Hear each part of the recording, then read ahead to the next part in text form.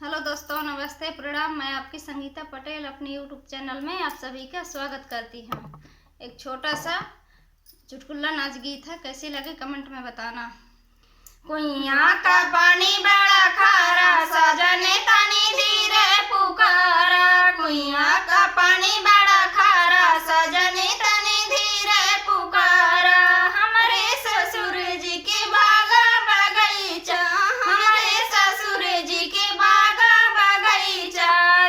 मलिया लाग 10-12, सजने तनी धीरे पुकारा। मलिया लाग 10-12, सजने तनी धीरे पुकारा। कुइयां का पानी बड़ा खारा, सजने तनी धीरे पुकारा।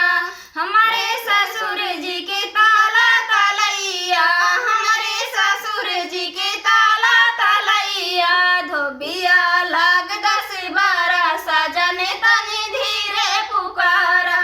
धोबिया लाग 10-12, सजने तनी धीरे पुकारा। कुइयां का पानी बड़ा खारा, सजने तनी धीरे पुकारा।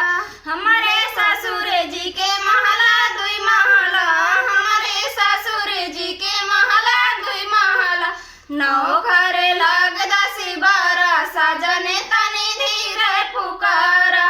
9 घर लाग 10-12, सजने तनी धीरे पुकारा। कुइयां का पानी बड़ा खारा, सजने तनी धीरे पुकारा। कुइयां का पानी बड़ा खारा, सजने तनी धीरे पुकारा। कैसे लगे कमेंट में बताना। वैसे ऐसे लाइक और सब्सक्राइब जरूर करना।